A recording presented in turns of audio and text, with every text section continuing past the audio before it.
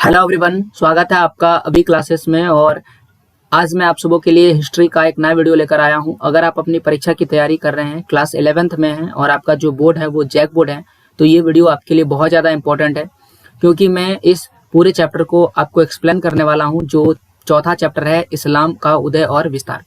तो अगर आप अपनी परीक्षा की तैयारी जैक बोर्ड से कर रहे हैं तो आपको ये पता ही होगा कि हमारा जो सिलेबस है उसे 2 टर्म में बांट दिया गया है, जिसमें से पहला ये टर्म 1 होगा और दूसरा होगा टर्म 2। और जो पहला टर्म होगा उसमें हमसे ऑब्जेक्टिव सवाल जो है वो पूछा जाएगा। तो ऑब्जेक्टिव सवालों की तैयारी के लिए थोड़े से चैप्टर का एक्सप्लेनेशन भी हमारे लिए ज़रूरी है। तो मैं ज़्यादा से ज़्यादा कोशिश कर रहा हूँ कि आप लोगों के लिए इन चैप्टर को एक्सप्लेन कर दूँ, ताकि आप इन चैप्टर को समझ सके, इन चैप्टर्स में क्या क्या चीज़ें दिया गया है उसे समझ सके और आप अपने ऑब्जेक्टिव सवालों की तैयारी कर सकें। साथ ही साथ मैं कोशिश कर रहा हूं कि कुछ ऑब्जेक्टिव सवाल जवाब मैं अपने तरफ से भी आप सबों को प्रोवाइड कर सकूं, जिससे आप चैप्टर को बेहतर तरीके से क्लियर कर सकें। मैंने ना केवल चैप्टर को समझाया है, बल्कि मैंने जो पहला 2 वीडियो है जिसमें लेखन कला और शहरी जीवन, जिसे हम लोग मेसोपोटामिया की सभ्यता कहते हैं, इसका वीडियो अपलोड किए हैं और इसके ऑब्जेक्टिव क्वेश्चन आंसर्स भी अपलोड किए हैं। तो अगर आप उन वीडियोस को नहीं देखें तो पहले देखिए। साथ ही साथ मैंने तीनों महाद्वीप में फैला हुआ साम्राज्य, जिसे हम लोग रोमन साम्राज्य के नाम से जानते हैं, इसका भी वीडियो मैंने पहले ही अपलोड कर दिया है। और अब मैं जो वीडियो आपको बताने वाला हूँ, यानी कि जो चैप्टर एक्सप्लेन करने वाला हूँ, उसका नाम है इस्लाम का उदय और विस्तार, जो लगभग 570 से लेकर के 1200 ईस्वी तक का समय काल है, ये मैं समझाने वाला हूँ। तो आइए वीडियो में आगे बढ़ते हैं। और जैसा कि आप सबों को पता है कि टर्म 1 में हमसे ऑब्जेक्टिव सवाल पूछा जाएगा और टर्म 2 की जो परीक्षाएं होगी उसमें हमसे सब्जेक्टिव सवाल, जिसमें अति लघु उत्तरीय प्रश्न, लघु उत्तरीय प्रश्न और दीर्घ उत्तरीय प्रश्न पूछा जाएगा। इसके पहले की वीडियोस में मैंने आपको एग्जाम्पल के थ्रू बताया था कि किस प्रकार से हमारे बोर्ड में अति लघु उत्तरीय, लघु उत्तरीय और दीर्घ उत्तरीय प्रश्न जो है वो पूछे जाएंगे। तो हमारी परीक्षाएं जो है वो 7 मई से होने वाली है, जैसा कि आप सभी जानते ही हैं। अगर ये आगे पीछे भी हो रहा है, पता नहीं क्यों, कभी कभी ये बोल रहा है जून में होगा और कभी बोल रहा है मई में। फिलहाल तो अभी मई में हो रहा है और इसी को टारगेट लेते हुए हम लोग परीक्षा की तैयारी कर रहे हैं। तो प्लीज़ आप अपने दोस्तों के साथ शेयर कीजिए इस वीडियो को, ताकि उनकी भी तैयारी बेहतर तरीके से हो सके। स्वागत है आपका अभी क्लासेस में और मेरा नाम अजीत कुमार है और मैं ये वीडियो आप लोगों के लिए लेकर आ रहा हूँ। आप चाहे तो मुझे इन सभी सोशल मीडिया पर फॉलो कर सकते हैं, इंस्टाग्राम और फेसबुक जैसे, और साथ ही साथ मुझसे टेलीग्राम में जुड़ सकते हैं। इन सोशल मीडिया के माध्यम से आप मुझसे किसी भी प्रकार के पर्सनल सवाल पूछ सकते हैं। वीडियो से रिलेटेड सवाल के लिए आप वीडियो में ज़रूर कमेंट कीजिएगा। अब आइए पढ़ते हैं हम लोग। देखिए, अगर हम मुस्लिम समाज की बात करें तो इनकी शुरुआत आज से लगभग 1400 वर्ष पहले ही हो चुका था। इनका जो मूल क्षेत्र था वो मिस्र से लेकर के अफगानिस्तान तक था। तो अगर हम मिस्र की बात करें, जिसे अंग्रेजी में इजिप्ट देश भी कहते हैं, तो मिस्र देश जहाँ पर था वहाँ से लेकर के वर्तमान में जहाँ पर अफगानिस्तान है, अफगानिस्तान हमारा जो प्यारा भारत है उनका पड़ोसी देश है, जो जम्मू कश्मीर अपनी थोड़ी सी जो है स्थलीय सीमा हमसे संपर्क में रखता है। तो इस प्रकार से देख सकते हैं कि मिस्र से लेकर के अफगानिस्तान तक जो क्षेत्र फैला हुआ था वो मुस्लिम समाज का था और लगभग 1400 वर्ष पहले ही वो इस समाज में आ चुके थे। इसी क्षेत्र के समाज व संस्कृति के लिए जो शब्द प्रयोग किया जाता था वो किया जाता था इस्लाम। यानी कि इस्लाम के लिए इन क्षेत्रों में, कहाँ पर, यानी कि जो मिस्र का क्षेत्र है, जो अफगानिस्तान का क्षेत्र है, इन क्षेत्रों में रहने वाले लोग, रहने वाले समाज और यहाँ पर जो संस्कृति फॉलो की जाती थी, उनके लिए जो शब्द प्रयोग किया जाता था वो था इस्लाम। फिर यहाँ पर देखते हैं अरब के लोगों के विषय में, क्योंकि शुरुआत तो यहीं से होता है इस्लाम धर्म का। तो जो अरब के लोग थे वो अलग अलग कबीलों में बटे हुए थे और प्रत्येक कबीले में अपनी अपनी अलग अलग क्या होता था, देवी और देवता होते थे, और वो उन्हीं का क्या करते थे, जो है पूजा या जो भी इनका अलग अलग तरीका है वो उनको फॉलो करते थे। साथ ही साथ अरब में जो कबीले होते थे वो खाना बदोश जीवन जीते थे। खाना बदोश जीवन क्या होता है, यानी कि केवल अपने भोजन प्राप्त करने तक ही लक्ष्य रखते थे, बाकी आर्थिक विकास वगैरह पर ज़्यादा ध्यान नहीं देते थे। फिर आता है महत्वपूर्ण स्थान मक्का। मक्का में स्थित एक जगह है, इनका नाम है काबा। तो याद रखिएगा, मक्का में काबा है और वहाँ जो है मुख्य धर्म स्थल था। यानी कि इन सभी जो इस्लाम थे, इनका जो मुख्य धर्म स्थल अगर कोई था तो वो था काबा, और ये काबा वर्तमान में मक्का में मौजूद है। और सभी जितने भी मुसलमान हैं इसे क्या मानते थे, पवित्र मानते थे। तो इस तरह से ये है इस्लाम धर्म के विषय में। अब आता है समय जब पैगम्बर मोहम्मद आते हैं। 612 ईस्वी का वो समय आता है जब पैगम्बर मोहम्मद ने अपने आप को क्या बोला, कि वो बोला मैं खुदा का संदेश वाहक हूँ। आगे आपको पैगम्बर मोहम्मद के विषय में बताएंगे। ये जो आपको फोटो दिख रहा है ये है पैगम्बर मोहम्मद। फिलहाल हम लोग देख लेते हैं कि उन्होंने क्या कहा। तो पैगंबर मोहम्मद ने अपने आप को क्या कहा कि मैं खुदा का यानी कि भगवान का संदेश वाहक हूँ। संदेश वाहक का मतलब होता है, ऐसा आप समझिए, पोस्टमैन, यानी कि ये संदेश को लाने और ले जाने वाले। पैगंबर मोहम्मद और इनके अनुयायी को मक्का के समृद्ध लोगों के विरोध के कारण मक्का को छोड़कर जाना पड़ा। यानी जब इन्होंने ऐसा बोला होगा कि मैं संदेश वाहक हूँ, तो वहाँ के लोगों को हो सकता है कि जो समृद्ध लोग हैं उनको बुरा लगा होगा और इनको मक्का क्या करना पड़ेगा, छोड़ के जाना पड़ा, क्योंकि वहाँ के बहुत सारे लोग इनका विरोध करने लगे। और जैसे ही ये मक्का को छोड़ दिए तो वो चले गए कहाँ पर, मदीना। ये भी सऊदी अरब में ही मौजूद है, आगे आपको मैप में दिखा देंगे। तो मक्का से मदीना थोड़ी लंबी दूरी है और उन्होंने इसे पूरी तरह से यात्रा से क्या है, सफ़र किया था। तो ये जो पूरा यात्रा है इसे आगे चलकर हिजरा कहा जाता है और इसे 622 ईस्वी में 622 ईस्वी वर्ष से मुस्लिम कैलेंडर यानी कि हिजरी सन की शुरुआत हो गई थी। और इस तरह से यहाँ पर हिजरी सन का भी शुरुआत हो गया था, कब, 622 ईस्वी में। तो कैलेंडर वगैरह भी आ गया था। जैसे कि अगर हम आपको भारतीय इतिहास के विषय में पढ़ाएंगे तो वहाँ पर जब गुप्त वंश आए थे तो उन्होंने गुप्त संवत नाम का कैलेंडर चलाया था। इसके बाद आगे चलकर क्रम संवत नाम का कैलेंडर चला था। तो ये सारी चीजें जब हम आपको बताएंगे तो उसी प्रकार से यहाँ पर जो कैलेंडर चला वो हिजरी सन चला है। पैगंबर मोहम्मद ने मदीना में, जो जैसे कि मैंने आपको बताया, मक्का से वो कहाँ गए थे, मदीना। तो मक्का से जब मदीना गए तो वहां पर उन्होंने एक राजनीतिक व्यवस्था की क्या कर दी, शुरुआत कर दी है। और अब मदीना जो है वर्तमान की अगर बात करें तो वो एक इस्लामिक राज्य के रूप में, प्रशासनिक राजधानी के रूप में, और मक्का जो है वो धार्मिक केंद्र जो है वो बन गया है। थोड़े ही समय में अब अरब के प्रदेश जो थे वो बड़े बड़े भूभागों में बट गए और क्या हुए, इनके अधीन हो गए। तो इस प्रकार से जो है इस्लाम धर्म आता है और फिर इनका जो है अलग अलग भागों में बंटवारा भी हो जाता है। तो ये जो लाने वाले हैं वो कौन है, पैगंबर मोहम्मद। तो कहानी यहीं से शुरू होता है और आइए इनके विषय में थोड़े विस्तार से समझते हैं। 6वीं शताब्दी यानी कि 6वीं शताब्दी जो सदी का समय होता है, अरब में एक नाम है पैगंबर मोहम्मद साहब का क्या होता है, जन्म होता है। और पैगंबर मोहम्मद का जो पूरा नाम है पैगंबर हजरत मोहम्मद साहब है। तो इनका जो है नाम है हजरत मोहम्मद साहब, ओके। और पैगंबर क्या होगा, इनकी पदवी होगी। जन्म इनका कब होता है, 570 ईसा में। कहाँ पर होता है, मक्का में। और ये जो मक्का है ये वर्तमान में सऊदी अरब में मौजूद है। इनके पिताजी का नाम अब्दुल्लाह और इनकी माताजी का नाम अमीना। इनकी पत्नी का नाम खदीजा और इनके जो संतान है इनका नाम है फातिमा। और फातिमा इनकी पुत्री थी, याद रखिएगा, फातिमा क्या थी, इनकी पुत्री। तो इस तरह से इनकी पुत्री का जो विवाह होगा तो उनसे दामाद जो है, इनको एक और दामाद का रिश्ता मिलेगा और वो कौन थे, अली, जिनका पूरा नाम था हजरत अली। अब 570 में इनका जन्म होता है और 632 में जो पैगंबर साहब है इनकी क्या हो जाती है, मृत्यु हो जाती है।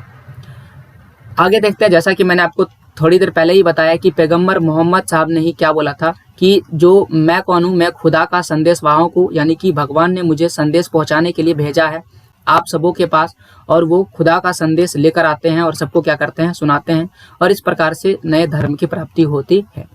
अब देखिए, प्रत्येक धर्म में जो संदेशवाहक होते हैं या जो धर्म को उजागर करने वाले होते हैं उनको ज्ञान की प्राप्ति होती है। तो इनको कहाँ पर ज्ञान की प्राप्ति हुई थी, सबसे पहले तो इनको ज्ञान की प्राप्ति 610 ईस्वी सन में हुआ था, ईस्वी सन में। और समय कहाँ पर है, स्थान है हीरा गुफा। तो याद रखिएगा, हीरा गुफा में इनको 610 ईस्वी सन में इनको ज्ञान की प्राप्ति होती है। एक नाम आपको मिलेगा जिब्राइले। जिब्राइले जो था, या तो इन्हें अल्लाह का फरिश्ता कहा जाता था या तो इन्हें देवदूत कहा जाता था। तो याद रखिएगा, जिब्राइले या जिब्रीली जो है ये कौन थे, अल्लाह के फरिश्ते थे या देवदूत थे। और ये जो था ना जिब्राइले, ये क्या करते थे, यही जो था संदेश ला करके पैगंबर मोहम्मद को देते थे। और इन्हीं के संदेश बाद में पैगंबर मोहम्मद जी बाकी लोगों को क्या करते थे, सुनाते थे। इनकी ज्ञान की प्राप्ति के बारे में आप कुरान में पढ़ सकते हैं। जो मोहम्मद साहब है इनको अलग अलग भाषा में अलग अलग नाम से बोला जाता था। जैसे कि अगर हम अरबी भाषा की बात करें तो मोहम्मद साहब को नबी बोला जाता था या रसूल बोला जाता है। और अगर हम फारसी की बात करें तो फारसी में इन्हें पैगंबर बोला जाता है। जैसा कि मैंने आपको यहाँ पर जब नाम बताया था तो बताए थे कि पैगंबर जो है इनकी पदवी है, इनका पूरा नाम है हजरत मोहम्मद साहब, ओके। तो इसीलिए जो मोहम्मद है यानी कि मोहम्मद साहब है, इनको फारसी में क्या बोला जाता है, पैगंबर, और अरबी भाषा में नबी या रसूल कहा जाता है। अब जब इस्लाम धर्म का जो है उदय होता है तो इसका क्या होगा, प्रचार होगा, प्रसार होगा। तो इनका प्रचार और प्रसार भी क्या हो जाता है, प्रारंभ हो जाता है। फिलहाल आपको देख लेते हैं हिजरत आपको बता चुके हैं हिजरत क्या है, वह यह हिजरी क्या है, मक्का से मदीना तक जो सफ़र है उसे क्या जाता है, हिजरी कहा जाता है। और इसी से कौन सा सनवत शुरू होता है, हिजरी सनवत की शुरुआत होती है। और ये कब हुआ था, 622 ईस्वी सन में हुआ था। कहाँ से, मक्का से मदीना। तो सऊदी अरब का ये मैप आप देख सकते हैं और इसमें ही आपको मक्का और मदीना दिख रहा होगा। तो ये जो क्षेत्र आपको दिख रहा है ये मक्का है और यहाँ पर ही बगल में आपको दिख रहा है मदीना। दोनों का दोनों स्थान जो है वो कहाँ पर है, सऊदी अरब में मौजूद है। यहाँ पर आप फोटो में देख सकते हैं मक्का और मदीना को।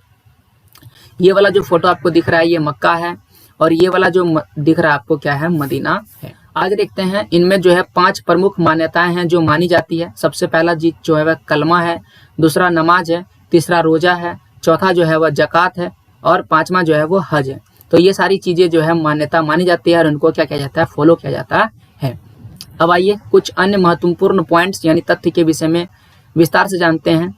सबसे पहला पॉइंट लिखे है कि इब्न इसाक ने सर्वप्रथम पैगम्बर साहब का जीवन चरित्र लिखा। अब जब किन्हीं के जीवन चरित्र के विषय में लिखा जाता है तो ये बहुत ही महत्वपूर्ण किताब होता है, क्योंकि उनसे हमें इतिहास के विषय में बहुत सारी जानकारी मिल जाती है। तो पैगम्बर साहब के जो जीवन चरित्र है सबसे पहले किसने लिखा था, इब्न इसाक ने लिखा था।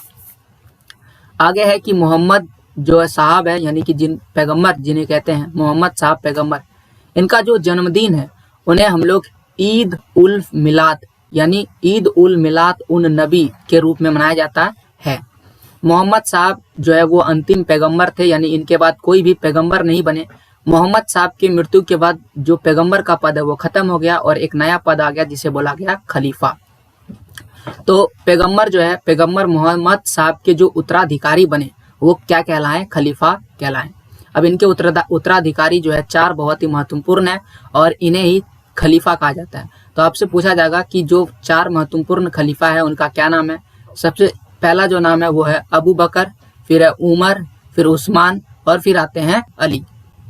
समय सारणी भी याद रखिएगा, जैसे कि अबू बकर की बात करें तो 632 में, उमर की बात करें तो 634 में, उस्मान 644 ईस्वी में और अली जो है जिनका नाम है हजरत अली वह 656 से लेकर के 661 के समय काल में आते हैं। देखिए पैगम्बर साहब की जब मृत्यु हो जाती है तो पैगम्बर साहब की मृत्यु के बाद जो इस्लाम धर्म है या इस्लाम वह पूरी तरह से 2 भागों में बट जाता है। एक कहलाता है सुन्नी और दूसरा जो कहलाता है वह कहलाता है शिया, जिसे हम लोग सुन्नी मुसलमान या शिया मुसलमान के नाम से जानते हैं। अब दोनों में क्या अंतर है, आइए आपको डिफरेंसेस बताते हैं, दोनों की क्या मान्यताएं हैं उन मान्यताओं को बताते हैं। तो शिया और सुन्नी में जो मतभेद है वो क्यों और किस प्रकार से होता है, आइए देखते हैं। जैसे ही पैगम्बर साहब की मृत्यु होती है तो मैंने आपको बताया कि इनके बाद जो है वो खलीफा आते हैं, यानी कि जो पैगम्बर का पद है उसे खत्म कर दिया जाता है और अब जो पद आएगा उसे क्या कहलाएगा, खलीफा कहलाएगा। और 4 जो है वो बहुत ही महत्वपूर्ण खलीफा है। अब इन चारों में अलग अलग संबंध है।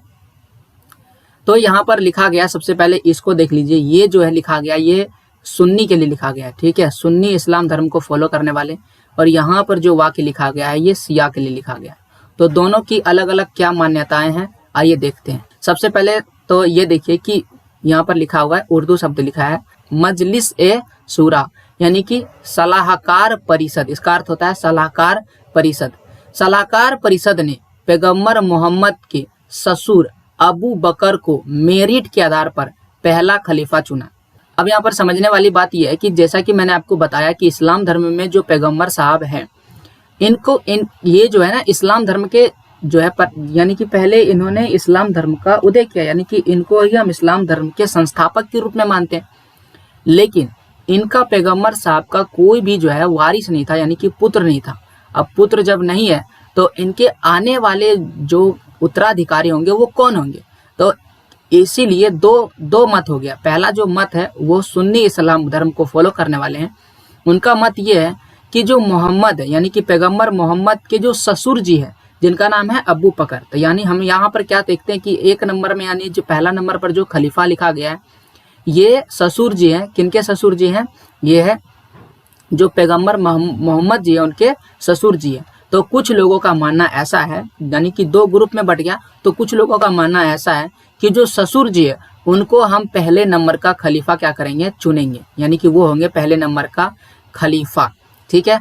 अब कुछ लोग ऐसे हैं जो अबू बकर को पहला खलीफा नहीं मानते हैं, वो किनको मानते हैं, यहाँ जो लिखा हुआ अली, और ये अली कौन है, इनका पूरा नाम है हजरत अली, याद रखिएगा हजरत अली। अब ये जो हजरत अली है ये कौन है, ये इनके दामाद हैं, दामाद, ठीक है। जैसा कि मैंने आपको बताया था कि मोहम्मद साहब की एक पुत्री भी है जिनका नाम फातिमा है, और उन्हीं के जो पति होंगे वो क्या कहलाएंगे, दामाद कहलाएंगे। तो ये जो हजरत अली है जो पैगंबर मोहम्मद साहब के दामाद है, कुछ लोग इनको पहले नंबर का मानते हैं, क्योंकि उनके अनुसार जो ससुर जी है वो उम्र में तो छोटे होंगे, यानी कि वो उत्तराधिकारी कैसे बन सकते हैं। तो इसीलिए कुछ लोग ऐसे मानते हैं कि जो अली है यानी कि हजरत अली, वो क्या होंगे, अगले खलीफा होंगे, यानी कि पहला नंबर का खलीफा होगा पैगंबर मोहम्मद के बाद। तो यहाँ पर वही लिखा हुआ है। जबकि जो शिया मुसलमान है, जैसा कि मैंने सुन्नी के विषय में बताया, शिया मुसलमान जो है शुरुआती 3 खलीफाओं को गासिब कहते हैं, आगे गासिब का मतलब लिखा हुआ है, और हजरत अली को अपना पहला इमाम मानते हैं। तो इस तरह से ये हजरत अली जो है वो पहले नंबर में आ जाते हैं। गासिब का मतलब होता है हड़पने वाला। तो इस तरह आप देख सकते हैं कि ये जो पहला 3 है वो कौन है, हड़पने वाला है, ऐसा कौन मानते हैं, शिया मुसलमान मानते हैं। और जो ये कह सकते हैं हजरत अली को ये क्या मानते हैं, पहले नंबर का खलीफा मानते हैं। तो इस तरह से 2 मतभेद हो गया, जिसमें शिया मुसलमान ऐसा मानते हैं कि जो हजरत अली है वो क्या होंगे, हमारे पहले नंबर के खलीफा हो जाएंगे, और जो शिया जो सुन्नी है वो किसको मानते हैं, अबू बकर को मानते हैं। और इस प्रकार से इस्लाम धर्म कितने भागों में बट गया, 2 भागों में बट गया।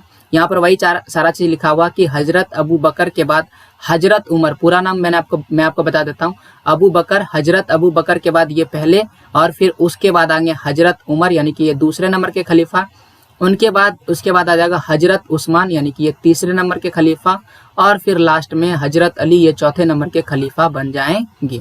तो ये कुछ टाइम पीरियड है, यहाँ पर टाइम पीरियड भी लिखा है। पहला नंबर जो खलीफा है वो 632 ईस्वी में आएंगे। हमेशा याद रखिएगा, यहाँ जितना भी टाइम आपको बता रहे हैं सब ईस्वी में बता रहे हैं, कोई भी ईसा पूर्व में नहीं है, ठीक है, याद रखिएगा।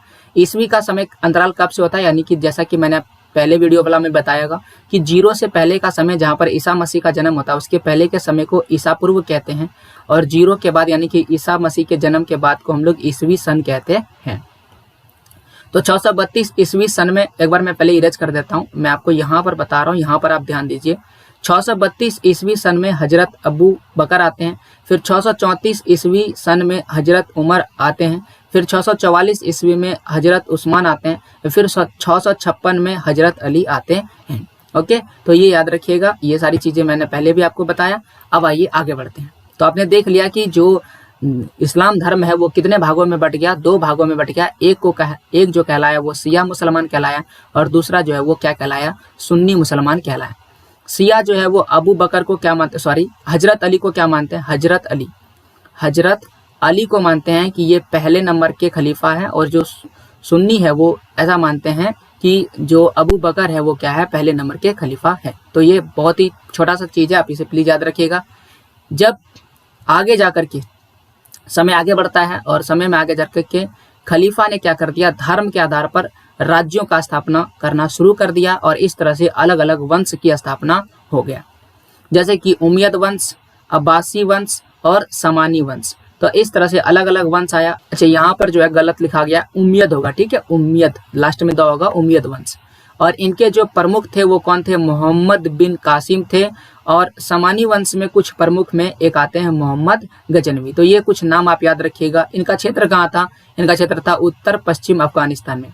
जो उमय्यद वंश है इसका टाइम पीरियड यानी कब से कब तक रहता है, तो 661 ईस्वी सन से लेकर के 749 ईस्वी तक का समय रहता है। और जो अब्बासी वंश है वो 749 ईस्वी से लेकर के 1258 ईस्वी तक का समय रहता है। अब आइए इनके विषय में थोड़ा विस्तार से जानते हैं।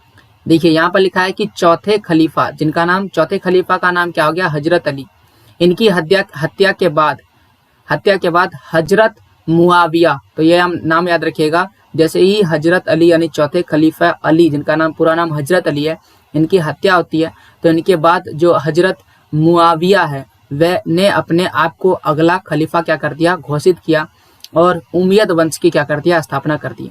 तो आपसे पूछा जाएगा कि उमय्यद वंश के संस्थापक कौन थे, तो याद रखिएगा हजरत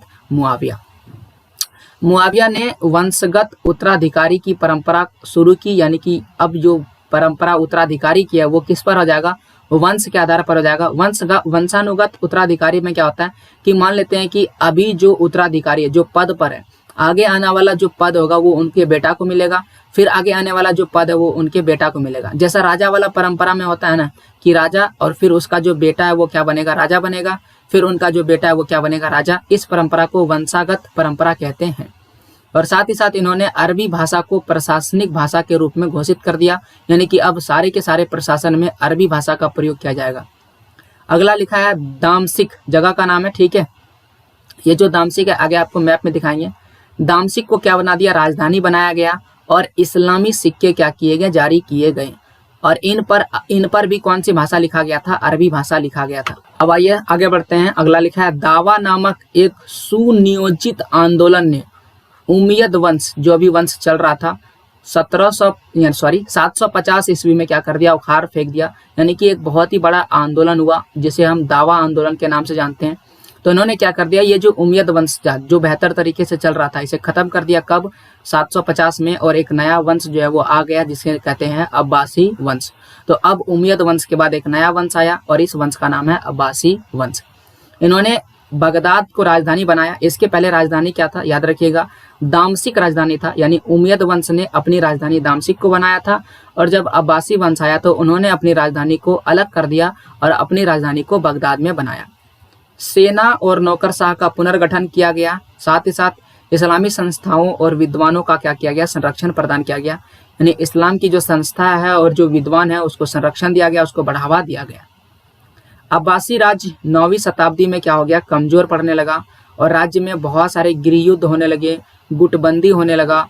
तुर्की गुलाम अधिकारियों की शक्ति में क्या होने लगा था, वृद्धि होने लगा था।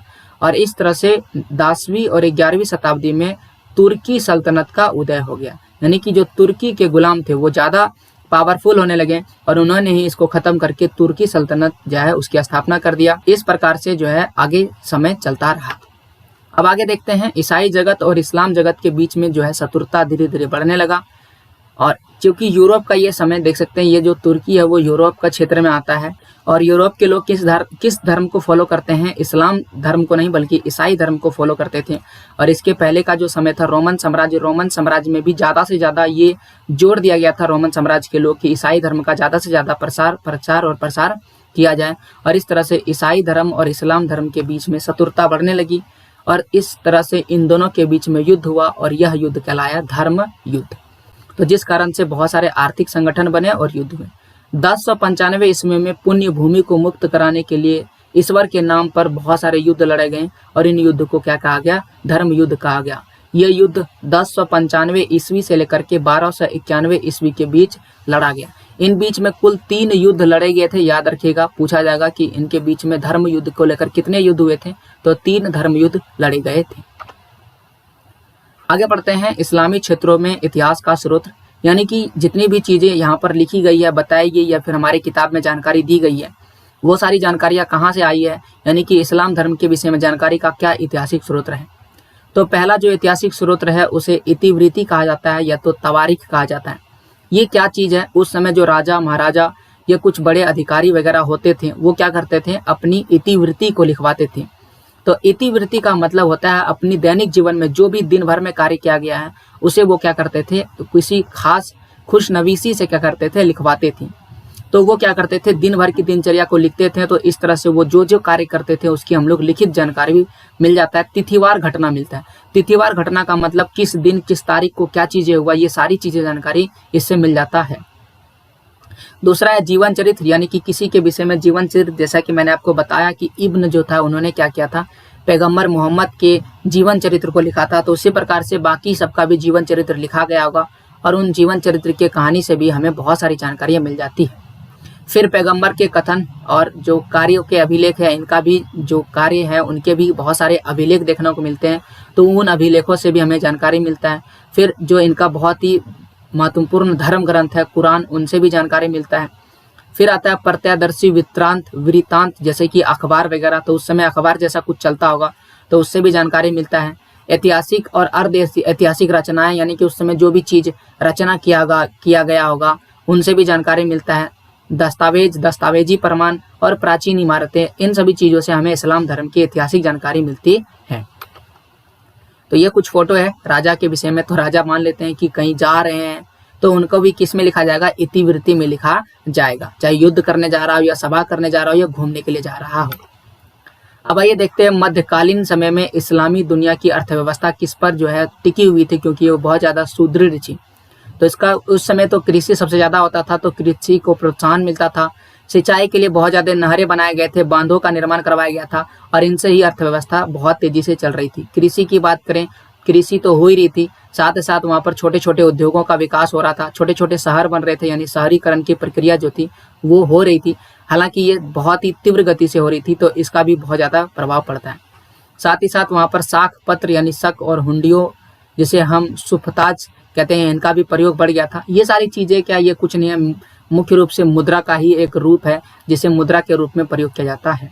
तो साख पत्र एक प्रकार का दस्तावेज है, ऐसा आप समझिए गारंटी पत्र है। जैसे मान लेते हैं कि कोई सामान दिया, मान लेते हैं कि आपने क्या किया, उस समय हो सकता है कि किसी व्यक्ति ने किसी को 50,000 किलो जो है वो गेहूँ दिया, तो 50,000 किलो गेहूँ जो दिया उसके बदले मान लेते हैं उन्होंने पैसा नहीं दिया बल्कि एक गारंटी पत्र दे दिया और बोला कि आगे जब आप आइएगा तो हम आपको इसके बदले में दूसरी चीज़ दे देंगे। तो ये सारी चीज़ें एक तरह से आप समझिए कि बैंक का चीज़ है, इसका प्रयोग किया जा रहा था। व्यापारिक यात्राएं हो रही थी और व्यापारिक यात्राएं भी बहुत ज़्यादा सुरक्षित हो गई थी। लोग रेशम मार्ग का प्रयोग करने लगे थे। ये जो मैप आपको दिख रहा है, इसमें जो रास्ते दिख रहे हैं ये रेशम मार्ग के रास्ते हैं, चाहे वो लाल हो या ब्लू रंगों में हो। ब्लू रंग वाले रास्ते समुद्री रास्ते थे और लाल रंग वाले वो क्या थे, धरती वाले रास्ते थे, यानी इन रास्तों से जाया सकता है। और इस्लाम धर्म का उदय इन क्षेत्रों से हो रहा था, तो उन लोगों ने भी क्या किया, इन रास्तों का प्रयोग किया और आगे चल के बहुत सारी चीज़ों को लाया ले जाया। तो इस तरह से वो व्यापार में भी बहुत ही आगे थे। अब आगे बढ़ते हैं और अब जो चीज़ आएगा वो है सूफियों। अब हम लोग क्या करेंगे, फोटो और चित्रों की मदद से कुछ चीज़ों को बेहतर तरीके से समझने की कोशिश करेंगे और देखेंगे कि किताबें में और क्या क्या चीज़ें दिया गया है। तो आगे जो शब्द आएंगे वो सूफी शब्द आएंगे। तो सबसे पहले मैं आपको सूफी शब्द जो है वो बता देता हूँ। देखिए, जब इस्लाम धर्म आया तो उस समय कुछ ऐसे होंगे जो इस्लाम की भक्ति करते होंगे इन धर्म का, तो ऐसे कुछ भक्त भी हुए होंगे, तो उन्हीं के लिए ये शब्द प्रयोग किया जाता होगा। 14वीं शताब्दी में एक अरब के इतिहासकार थे जिनका नाम था इब्न ए खल्दुन। तो इन्होंने क्या किया, सूफीवाद को परिभाषित किया। तो उन्होंने कहा कि वैसे लोग जो दौलत, शोहरत, तमाम तरह की जो दुनियावी लज्जतों से खुद को दूर करके अपने रब से सौ लगाना, यानी कि अपने लब से लॉ लिखा है, अपने रब से लॉ लगाना और उनकी इबादत करना क्या कहलाता है, सूफीवाद कहलाता है। यानी पूरी तरह से अपने जो भगवान है या ईश्वर है उनमें पूरी तरह से मग्न हो जाना क्या कहलाता है, सूफीवाद कहलाता है। तो इस किसने कहा था। इसके बाद आगे लिखते हैं कि इब्न ए खुल्दात की सूफीवाद की ये परिभाषा जो है आज भी बहुत ही सटीक बैठता है कि आप अगर अपने भक्त यानी भक्ति कर रहे हैं तो आपको पूरी तरह से दौलत शोहरत से क्या करना है, दूर हो जाना है। सारी ये सब चीज़ें क्या है, ये सारी चीज़ें मोह माया है।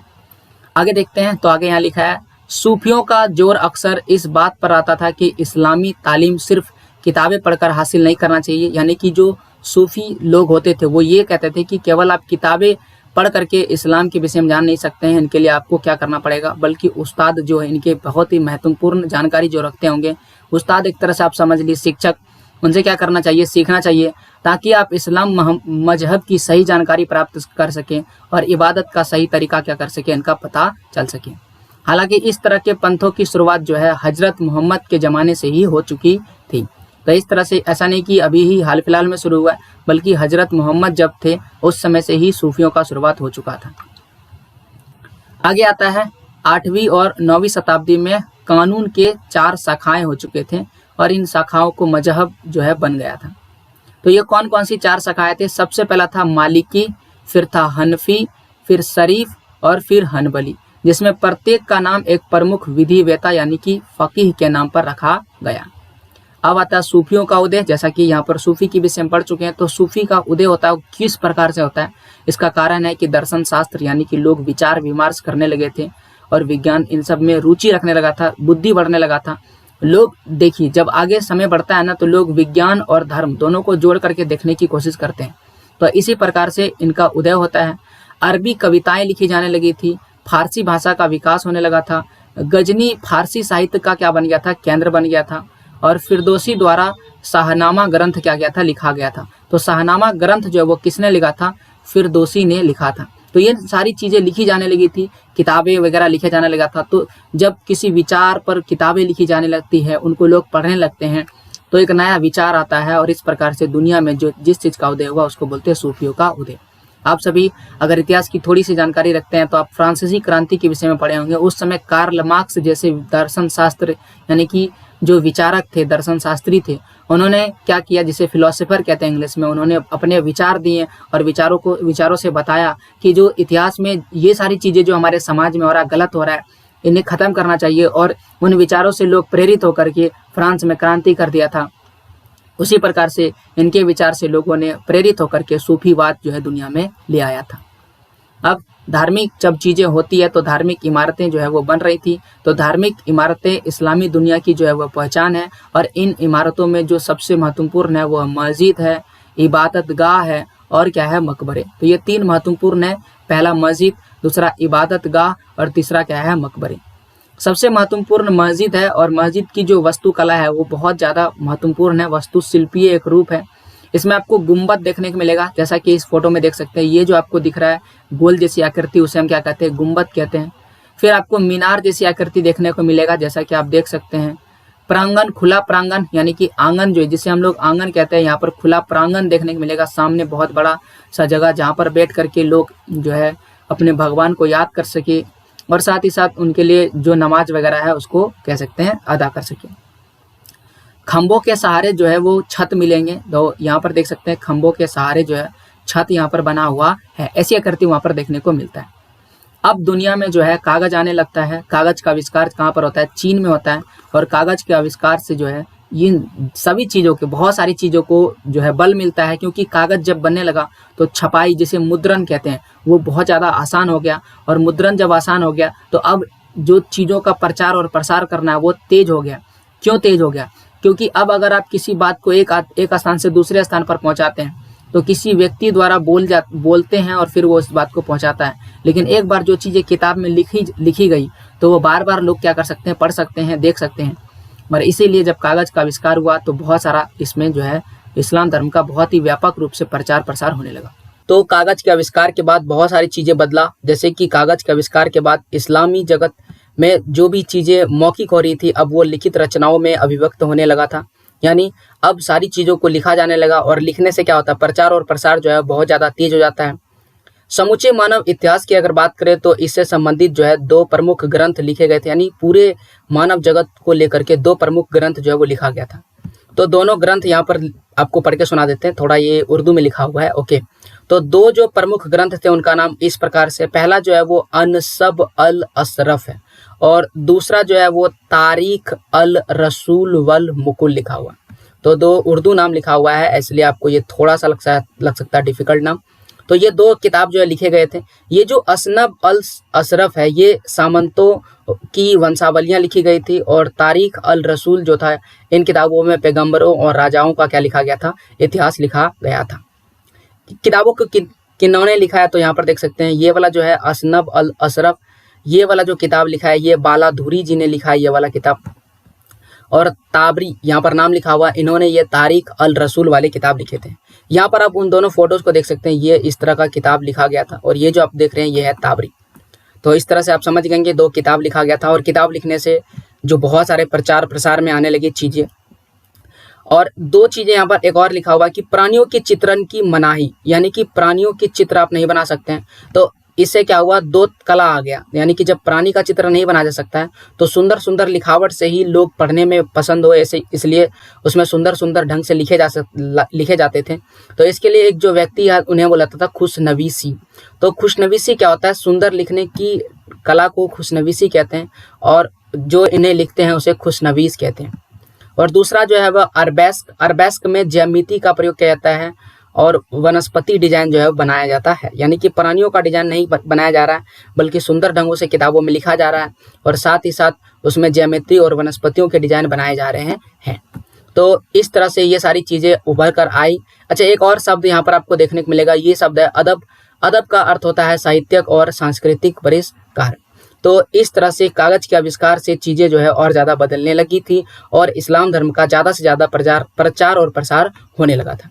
अब आइए समझते हैं कबीले के विषय में। कबीले शब्द कहीं ना कहीं मिला होगा, तो इसका क्या अर्थ होता है आइए देखते हैं। जैसा कि यहाँ पर आप देख सकते हैं ये ग्रुप है कुछ, और इन ग्रुप के समूह को ही क्या कहा जाता था, कबीले कहा जाता था। अब कबीले की कुछ खासियत होती है। देखिए जो कबीले होता है उसमें रक्त संबंध होता है। रक्त संबंध का मतलब केवल अपने ही परिवार के सदस्य जुड़ते होंगे।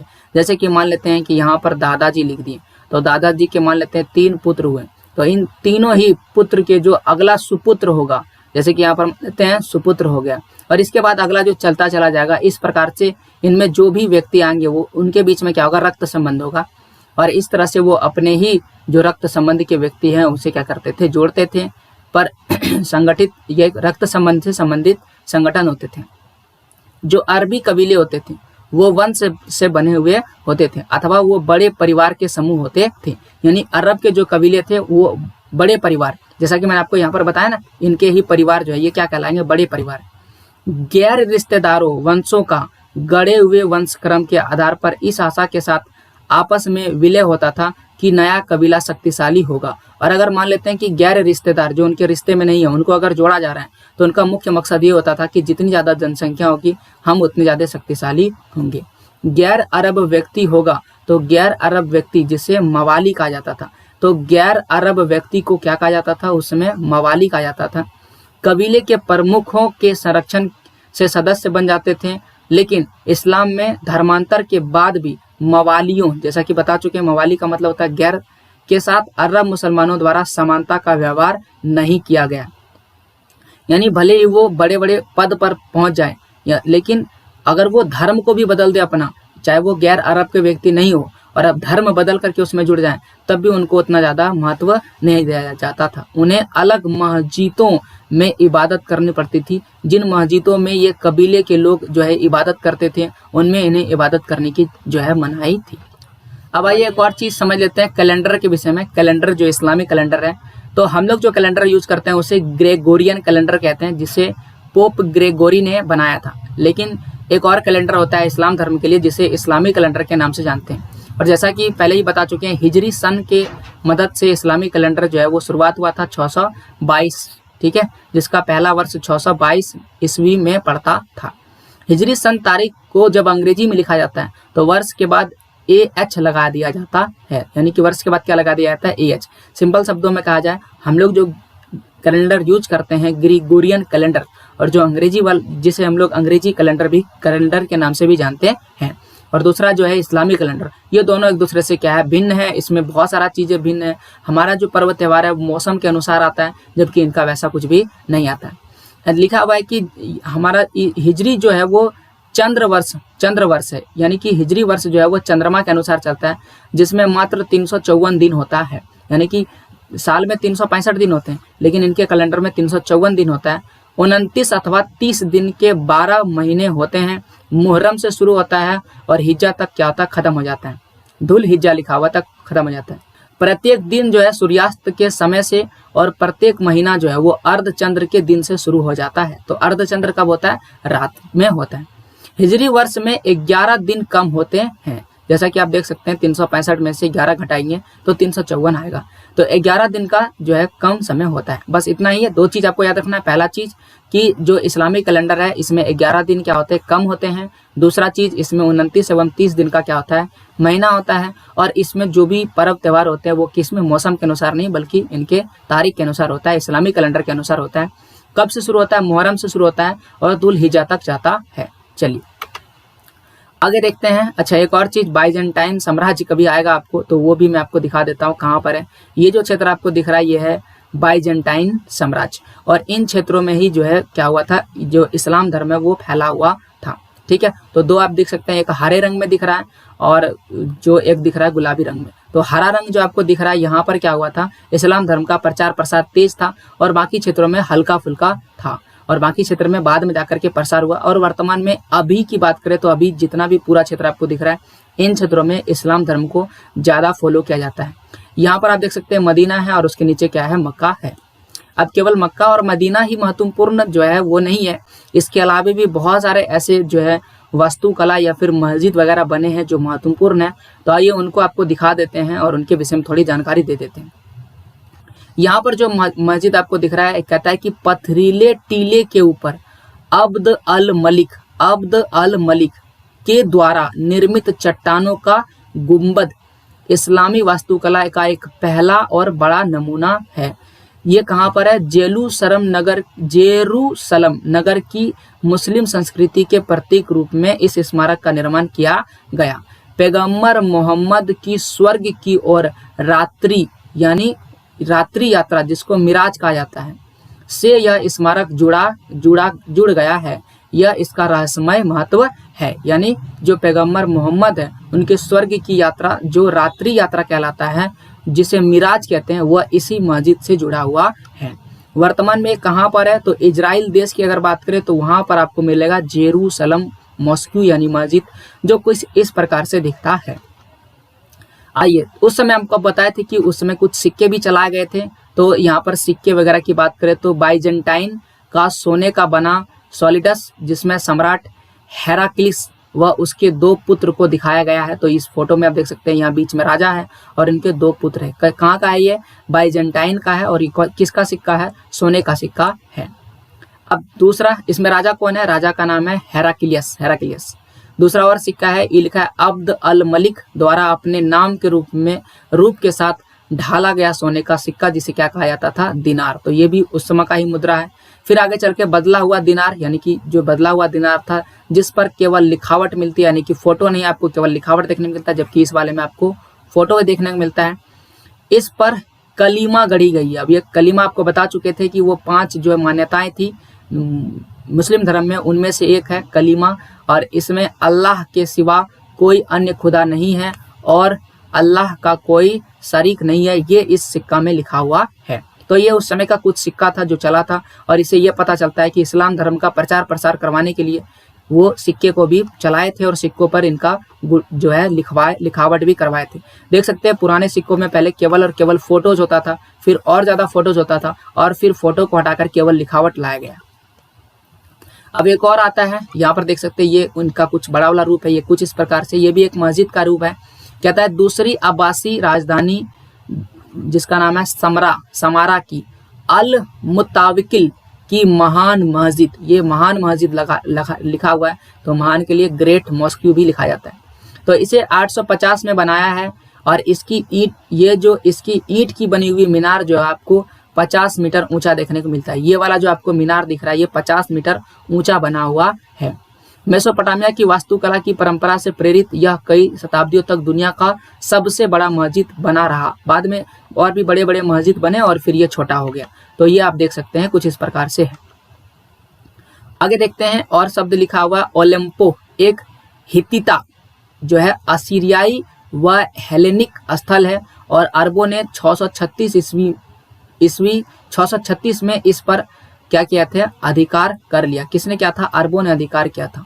और अगले 1000 वर्ष तक यहाँ क्या हुआ? लड़ाई चलती रही। चित्र में आप युद्धतर धर्म योद्धाओं को देख सकते हैं। यहाँ पर जो है धर्म योद्धाओं को दिखाया गया, यहाँ पर दिख रहा है। और ये कब बना गया था? ये लिखा है नसूर अल मर्तकी की यात्रा वृत्तांत से लिया गया, जो 1534 से 1536 तक था। अब इस फोटो में क्या महत्वपूर्ण है? महत्वपूर्ण ये नाम है। नाम क्या है? नसूह अल मर्तकी। ठीक है, ये कौन थे? यात्रा वृत्तांत लिखने वाले, यानी कि यात्रा वृत्तांत कौन लिखता है? ब्लॉगर। अभी हम लोग ब्लॉगर शब्द यूज करते हैं। ठीक है, जो ब्लॉगिंग करता है तो वो क्या करता है? वीडियो बनाता है, फोटोज खींचता है। लेकिन उस समय जो ब्लॉगिंग करते थे, यानी कहीं घूमने के लिए जाते थे, तो वो लोग क्या करते थे? लिख लेते थे। तो उसी को हम यात्रा वृत्तांत कहते हैं। अब यहाँ पर दिख रहा है उस समय, जैसा कि मैंने आपको बताया था कि धर्म युद्ध हो रहा था, और धर्म युद्ध तीन धर्म युद्ध हुआ था, तो इस्लाम और मुस्लिम धर्म के बीच में। तो यहाँ पर वही एक स्थान लिखा है कि सीरिया में स्थित धर्म योद्धाओं का एक दुर्ग है। दुर्ग क्या होता है? एक ऊंचा सा टीला पर बना हुआ क्षेत्र होता है, जहाँ से चारों स्थानों को देखा जा सकता है और यहाँ से हमला करके अलग अलग जगहों को जीता जा सकता था। तो यहाँ दुर्ग की ऊंचाई से सब जगह देख करके फिर हमला किया जाता है। तो इस तरह से ये दुर्ग बना हुआ है। निर्माण धर्मयुद्ध के दौरान हुआ था। इसका निर्माण धर्मयुद्ध के दौरान हुआ था। अरब नियंत्रित क्षेत्र का आक्रमण करने के लिए यह एक महत्वपूर्ण आधार था, यानी कि जिस चीज पर अरब ने नियंत्रण कर लिया था उन पर आक्रमण करने के लिए बहुत ही महत्वपूर्ण था। इनकी मीनारों की बात करें या जलवायु सेतुओं की बात करें तो इनका निर्माण बेबर नामक एक मालुक सुल्तान ने 1271 में करवाया था। तो ये इंपॉर्टेंट है, किसने करवाया था, तो नाम लिखा हुआ बेबर नामक मामलुक लिखा हुआ, बेबर नामक मामलुक जो सुल्तान थे, कब करवाए थे, 1271 ईस्वी में करवाए थे। अच्छा, यहाँ पर एक और पिक्चर दिया गया है और इस पिक्चर में फसल की कटाई करते हुए दिख रहा है। आप देख सकते हैं इनके हाथ में हंसिया है और ये इसे काट रहे हैं। और यहाँ पर एक और व्यक्ति है जो क्या कर रहा है, भोजन ला रहा है या फिर यहाँ खाना ला रहा है ट्रे में, ठीक है। और ये किन के किताब से लिया गया है, सूडो गैलन की किताब से ये फोटो लिया गया है। जो है नाव चल रहा है, ठीक है, नाव। तो इसमें लिखा है कि बसरा को जाने वाली एक नाव है, नाविक जो है भारतीय है और यात्री जो है अरबी हैं। तो दोनों में आप देख सकते हैं अंतर, इसलिए इम्पोर्टेंट है कि भारतीय नाविक है और अरबी जो है यात्री हैं। आधुनिक काल से पहले जलमार्ग द्वारा जो है माल को और यात्रियों को क्या करते थे, ढुलाई होता था। और जो नाव या फिर जो जलमार्ग वाला वो सस्ता होता था, तेज होता था और क्या होता था, सुरक्षित होता था। ये जो चित्र है ये किसने रचा है, तो हरीरी द्वारा रचित ये चित्र है। तो चित्रकार कौन है और कब बना है, 12वीं शताब्दी। ये एक पांडुलिपि जो है, पांडुलिपि जानते हैं, हाथ से लिखी हुई जो किताबें होती है, कॉपियां होती है, उसे पांडुलिपि कहा जाता है। मकामात से लिया गया है, तो याद रखिएगा मकामात से लिखा गया है। मकामात का मतलब होता है सभाएं। मकामात का मतलब क्या होता है, सभाएं, जो अरबी भाषा का एक लोकप्रिय साहित्य की विद्या थी, जिसमें वाचक यानी कि बोलने वाला एक चालबाज और उसकी शरारतों की कहानी लिखी होती है। तो अब ये मदरसा का है, ठीक है, ये मदरसे का कहानी। तो 1233 में स्थापित मुस्तनसीरिया मदरसे का आंगन है और मकबद अपनी स्कूली शिक्षा पूरी कर चुके हैं। विद्यार्थी के लिए यह मदरसा जो है वो महाविद्यालय था, यानी कि जिन बच्चों ने स्कूली शिक्षा प्राप्त कर लिया उनके लिए ये क्या था, जो एक तरह से महाविद्यालय यानी यूनिवर्सिटी का काम होता था। तो आप देख सकते हैं ये भी एक जो है मस्जिद के आकार के जैसा है, इसमें भी आपको खुला प्रांगण देखने को मिलता है। अब आप इन फोटोज को देखिए, ये जो फोटो दिख रहा है आपको बहुत ही सुंदर ढंग से बना हुआ चित्र लग रहा होगा। तो ये एक बहुत ही सुंदर ढंग का चित्र है और ये कुछ इस प्रकार से नीचे फर्श पर बनाया गया चित्र है। फर्श क्या होता है, किसी भी मकान का जो नीचे वाला हिस्सा होता है उसे हम क्या कहते हैं, फर्श कहते हैं। तो आप फर्श पर बना हुआ चित्र देख सकते हैं, ये जो है ये दीवार है और नीचे वाला क्या है, फर्श है। अब इतना सुंदर जो आकृति है वो क्यों, कब और कहाँ बनवाया गया होगा, ये भी हमारे मन में सवाल आता है। तो इसका जवाब लिखा गया है किताब में कि जो 8वीं शताब्दी का समय था उसमें जो फिलिस्तीन के खिरबत अल मजफर महल में जो था ना, वो स्नानागार था। और स्नानागार का जो फर्श था ना, फर्श जैसा कि आप बता चुके हैं, जमीन, उस पर कुछ इस प्रकार से सुंदर सुंदर जो है चित्र बनाए गए थे। ये जो चित्र आपको दिख रहा है, इस चित्र को हम पच्चीकारी कहते हैं। और ये पच्चीकारी क्या होता है, मतलब छोटे छोटे टुकड़ों से मिलकर के, मतलब छोटे छोटे आप ऐसा समझिए टाइल्स को जोड़ करके ये चित्र क्या है, बनाया गया होगा। और इस तरह की कला को पच्चीकारी कहते हैं। तो आप समझ सकते हैं कि इसे बनाने में कितना महान जो है मेहनत लगा होगा। लिखा है कि कल्पना कीजिए कि इस पेड़ पर जो है खलीफा जो है विराजमान है। तो ऐसा आप कल्पना कीजिए कि ये जो पेड़ है इसमें खलीफा जो है विराजमान है और उसके आसपास जो है शेर है और हिरन क्या है, घूम रहे हैं। जो नीचे के दृश्य दिखा रहे हैं, एक तरफ शांति है और दूसरे तरफ क्या है, युद्ध है। तो आप देख सकते हैं कि एक तरफ क्या बिल्कुल शांति है, इधर हिरन है, और एक तरफ देख सकते हैं युद्ध हो रहा है। तो ऐसा वहाँ पर जमीन पर जो स्नानागृह के घर होते हैं वहाँ पर ऐसा चित्र देखने को मिलता था। और अब आइए हम लोग टाइम लाइन्स को देखते हैं, कब कब जो है क्या चीज़ें हुआ था। ऐसे बहुत ज़्यादा इंपॉर्टेंट है, इस टाइम पीरियड से बहुत सारे ऑब्जेक्टिव सवाल परीक्षाओं में बनते हैं।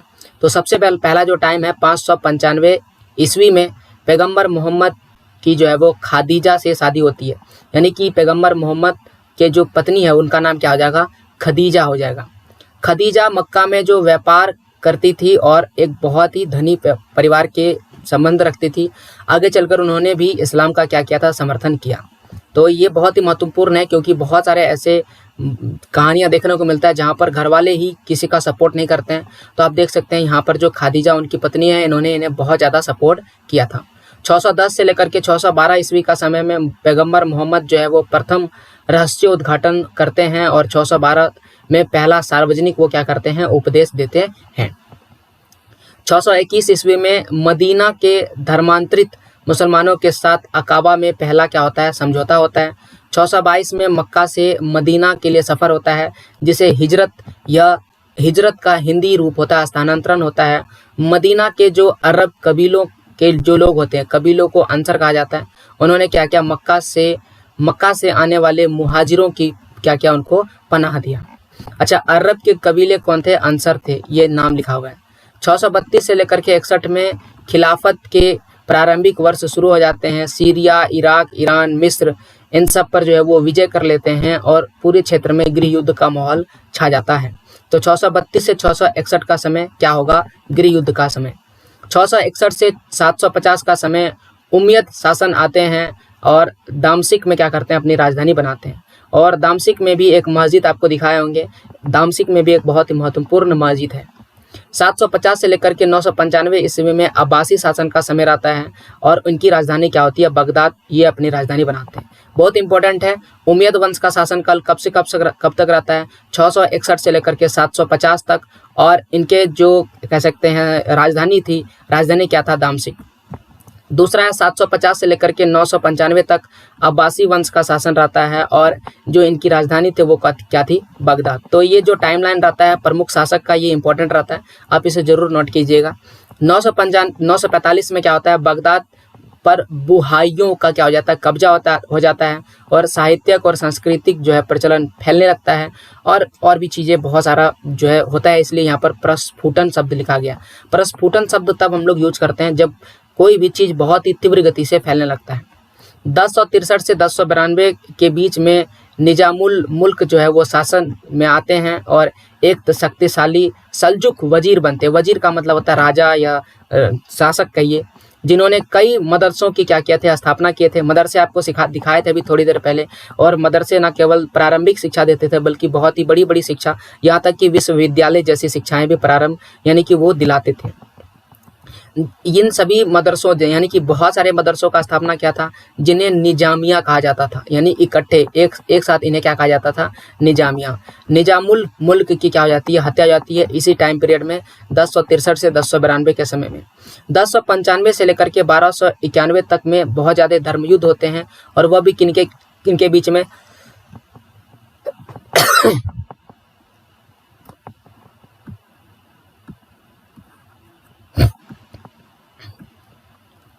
1095 से 1291 के बीच में धर्म युद्ध होता है और किनके बीच में होता है? मुसलमानों और ईसाइयों के बीच में 3 बहुत ही महत्वपूर्ण धर्म युद्ध होते हैं। तो ये धर्म युद्ध का भी टाइम पीरियड 1045 से लेकर के 1291, ये भी महत्वपूर्ण है। त्रिपल एक यानी 3 बार नहीं 4 बार एक लिखा है, तो एक यानी कि 1111 ईस्वी में, ठीक है। प्रभावशाली ईरानी विद्वान जिनका नाम है गजली, तो ये विद्वान है जिन्होंने बुद्धिवाद का क्या किया था? विरोध किया था और इन्हीं टाइम पीरियड में इनकी मृत्यु भी हो जाती है। 1258 आता है समय और मंगोल पर किनका कब्जा? मंगोल जो थे वो उन्होंने किन पर कब्जा कर लिया? बगदाद पर क्या कर लिया? कब्जा कर लिया। एक देश का नाम है मंगोलिया, ठीक है, एक देश का नाम है मंगोलिया और मंगोलिया से जो आया उन्हें क्या कहा गया? मंगोल कहा गया। अगर आप थोड़ा सा मैप अगर आपको दिमाग में याद है तो एक देश है चीन और चीन के जस्ट ऊपर में एक देश मिलता है जिसका नाम है मंगोल। याद रखिएगा, चीन के ऊपर में कौन सा देश है? मंगोल, और उसके ऊपर में है रूस, ठीक है। तो वहीं से आए थे मंगोलो और इन्होंने क्या कर लिया? बगदाद पर कब्जा कर लिया और उसके बाद ये क्षेत्र पूरी तरह से फैलता चला गया और भी घटनाएं यहाँ पर हुई। तो ये था समय और इस तरह टाइम पीरियड के साथ ही ये पूरा चैप्टर खत्म होता है और उम्मीद है आपको ये पूरा वीडियो बेहतर समझ में आया होगा। सबसे पहले मैंने जो इंपॉर्टेंट टॉपिक्स पढ़ाए हैं उसके बाद आपको फोटोज़ की मदद से जो किताबों में फोटोज़ दिया था उसका क्या अर्थ है और वो क्या महत्वपूर्ण बातें थे उनको भी मैंने समझा दिया। इस पूरे वीडियो को देखने के बाद आपसे जो ऑब्जेक्टिव सवाल होते हैं वो बेहतर तरीके से सॉल्व होंगे और साथ ही साथ मैं भी कुछ ऑब्जेक्टिव सवाल आप सबों के लिए प्रोवाइड करा रहा हूं, तो वो भी आप उसे जरूर देखिएगा। तो प्लीज़ आप इस चैनल को सब्सक्राइब कीजिए, अपने दोस्तों के साथ शेयर कीजिए और साथ ही साथ अगर आप क्वेश्चन आंसर के बहुत सारे डाउट अगर आपके मन में होते हैं तो उसके लिए मेरे चैनल अभी क्लासेस डाउट को सब्सक्राइब कीजिए और ऑब्जेक्टिव सवालों के लिए भी आप मेरे चैनल अभी क्लासेस ऑब्जेक्टिव को सब्सक्राइब जरूर कीजिएगा। ऐसे बहुत सारे वीडियोस को देखने के लिए, हमें ढेर सारा प्यार देने के लिए आप सबों का बहुत बहुत धन्यवाद। आप अपना कमेंट लिखना मत भूलिएगा कि आपको क्या चाहिए, वीडियो में कैसा सुधार चाहिए। पूरा वीडियो देखने के लिए बहुत बहुत धन्यवाद।